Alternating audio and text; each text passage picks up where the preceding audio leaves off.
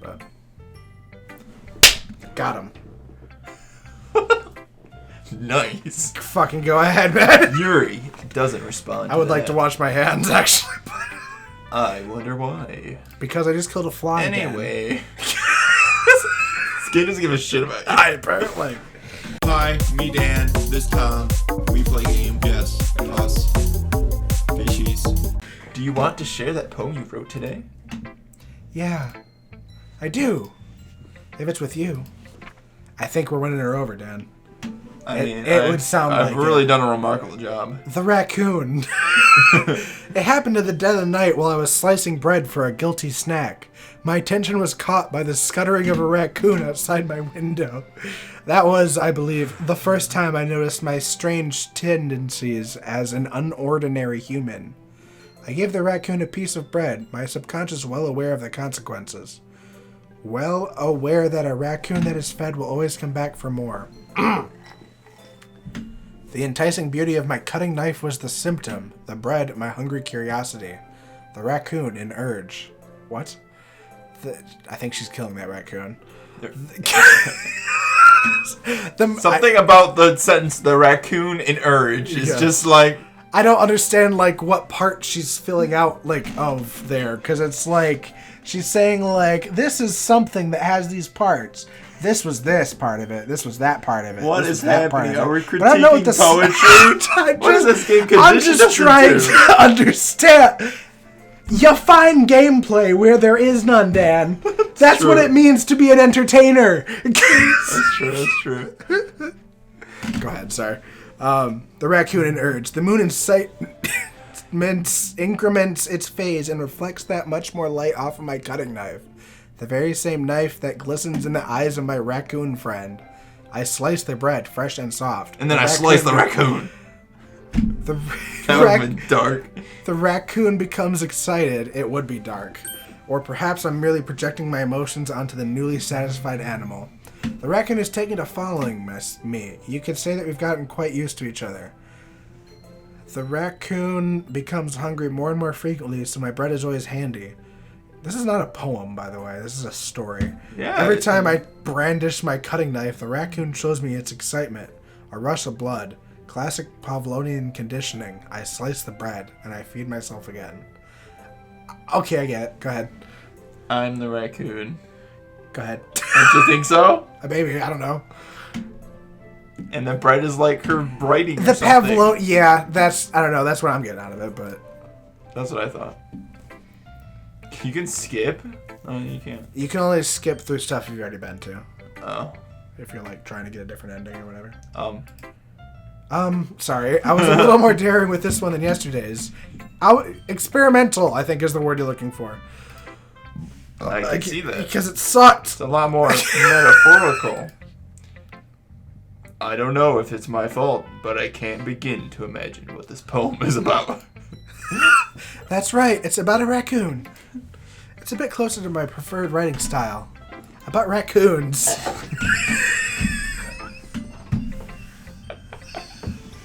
Using the poem as a canvas, you can recover. Using the poem as a canvas to express vivid imagery and conveying emotions through them. It's kind of warm in this room. We're starting to get real stupid, I think. Jesus Christ. Oh my gosh. Oh, okay. Yeah, if I take it at face value, then I can't even figure out what it's supposed to mean. It's raccoon-based, clearly. But past that, I am at a loss. Well, it's about raccoons. I think it's something that different people can relate to in their own way. Like raccoons, for instance. They really... All right. No! It's not about damn raccoons. I wanted to express the way it feels for me to indulge in my more unusual hobbies. Like raccoon owning. Yeah, like feeding the raccoon bread. That's clearly what I just said. God damn it. It's those sort of things I'm usually forced to keep to myself. My secret raccoon family. My regular family knows nothing about it. They live in Tampa. Sorry. It's okay. So I sometimes enjoy writing about them so that they get some of the limelight of my life. Why do you keep them to yourself? That's me. I'm sorry. I'm lost. This is a literature club. You're supposed to get better at reading. Why do you keep them to yourself? I feel like I'm much worse. Yeah, I think we've actually degraded We've lost energy. any skill. But because they're embarrassing, okay? And people would make fun of me. Yeah. Don't you have anything like that, Dan? Well. Yeah, I guess I do. I feel like everyone has a little something like that. Sorry for cutting you off there. That's fine, Yuri. I'm psychic. The best we can do is respect each other and our individualities. Even if it's difficult sometimes, and some things make us uncomfortable. After all, if I hadn't learned to embrace my own weirdness, I would probably hate myself. It's good sentiment. I might be ranting a little bit now.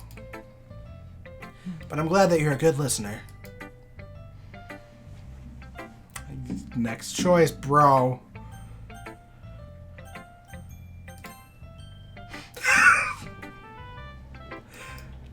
Ooh. Oh. I like this one, Dan. It has some nice feeling in it.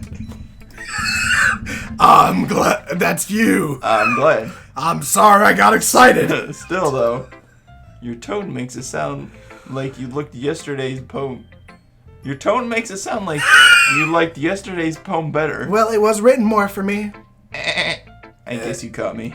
Thank you. Oh, wait, fuck. Sometimes you know me a little too well for my own good. Oh, right, because we're reviewing my poem first, and I kind of wrote my poem for Yuri. This time, yeah. And they picked up on that, I think, it seems like, based on their words. Here I was. Thinking there was no gameplay involved. And here you are, just clicking through the gameplay, thinking it's not gameplay. And it's the gameplay. It's not the gameplay. Go ahead. He's very lost right now. Dan has lost motor skills. From staring at men and women for the last 4 hours. Go ahead. What am I doing with my life? Why are we staring at animated women for the last 4 hours? I promise. I was wrong about the time commitment, possibly, but there's a payoff. Well, don't just try to be nice about it. If I'm doing a bad job, then I'd rather just hear it. No, I can't remember. I like how I was like, woo, I have to gotta find it. I have to find it. Yeah. I still like this one, I promise. You know I wouldn't lie to you, Dan. Never ever. Yeah, I guess so. What made yesterday's poem so great compared to this one, then? Well, I'm not very good at figuring out if poems are good or bad. That's why I just go by my heart. The most objective of all poem measuring tools. If it makes me feel things, then it must be a good poem. This one made me feel nothing. I'm not sure. That's exactly how it works. Then again, I guess conveying feelings is a pretty important part of this whole thing. Yeah, maybe. Honestly, I don't even know what kind of writing you like in the first place. Yeah, me neither. Ugh. Why don't you at least try giving it some thought? Oh, you want to write something for me? That's so sweet. No, I just want to know what to avoid on the list. Yeah, right. So that I can aim at Yuri more. Let's hear this. I know you're laughing, sorry. But you're always thinking about other people. You need to think about yourself once in a while. If you don't, you might end up getting hurt at some point. Well, I don't really know what you mean, but I'll try to keep it in mind. She looks clueless as fuck. Yeah, that's... Well, whatever. She has been born 14 seconds ago, and she's looking up at those bright fucking lights, man. Anyway, let's see. I guess I like happy poems. That's what that squiggle is. I think we've established that. But wait, sometimes I like sad poems too. Sometimes a little bit of both. I like poems. There's a word for that, right? Not picky and with no sense of taste. Go ahead. What's the word I'm looking for? I just gave it to you. I know this is not Sayori's voice. I'm sorry. It's just my voice. Bittersweet. You know, my favorite chocolate chips are bittersweet. Yeah. You So don't like maybe the, she's like, onto something. Semi-sweet or whatever?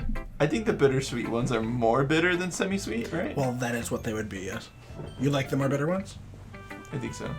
That's fair. If they're like super sweet, I just want to sit there and let them melt my mouth for fucking 4 hours. So everything's 4 hours long today. Yeah, everything. That's just how life is measured in 4 hours. Yeah. I like things that are happy and things that are sad. Happy and sad? I can't see you liking something sad, Sayori. Only smart people like things that are sad. Well, I like happy the most. But sometimes when you have a little rain cloud in your head, a sad poem can help give the rain cloud a little hug. Oh, we're talking to a 5-year-old. And make a nice happy rainbow. Yay, I'm 5.5. rainbow. Sayori, that's unexpectedly poetic. That was you. Yeah, well. Yeah, it is. That's how long it took me to realize that, too. Maybe I'm getting better at expressing my feelings after all. Thanks, Dan. I saw your name and I started to worry I was reading your name again. I should go write that down then. You can read my poems now. My poem now, okay? You have unlocked the ability to read my poems. You read hers last time. Do you want to read hers? Do you want me Okay. Bottles. I pop off my scalp like the lid of a cookie jar. It's a secret place where I keep all my dreams. Little balls of sunshine all rubbing together like a bundle of kittens. I reach inside with my thumb and forefinger and pluck one out. It's warm and tingly. But there's no time to waste. I put it in a bottle to keep it safe, and I put the bottle on a shelf with all the other bottles. Happy thoughts, happy thoughts, happy thoughts, and bottles all in a row. Jesus fuck. I know. My collection makes Sorry. me lots of friends. Each bottle a starlight to make amends. Sometimes my friend feels a certain way. Down comes a bottle to save the day. Night after night, more dreams. Friend after friend, more bottles. Deeper and deeper my fingers go, like exploring a dark cave, discovering the secrets hiding in the nooks and crannies. Digging and digging, scraping and scraping. I blow dust off my bottle caps. It doesn't feel like time elapsed. My empty shelf could use some more. My friends look through my locked front door. Finally, all done, I open up and in come my friends. In they come in such a hurry. Do they want my bottles that much? I frantically pull them from the shelf, one after the other, holding them out to each and every friend. Each and every bottle, but every time I let one go, it shatters against the tile between my feet. Happy thoughts, happy thoughts, happy thoughts in shards all over the floor. They were supposed to be for my friends who aren't smiling. They're all shouting, pleading, something. But all I hear is echo, echo, echo, echo, echo inside my head. Let's go need some fucking help. What the fuck is going on here, dude? I see the happy part, and then I see the not happy part. Yeah. Well, it seems like I get it, I think. It's like I keep trying to give out the happiness because people expect it of me, and then I end up not being happy or whatever. But it takes a lot to piece that together. Holy crap. Sarah, did you really write this? Did you really write all of this? Why the fuck did you write all of this? We're trying to do a playthrough here. Yeah, Jesus Christ, we're not trying to read chapter books here. Didn't I tell you yesterday I was gonna write the best poems ever?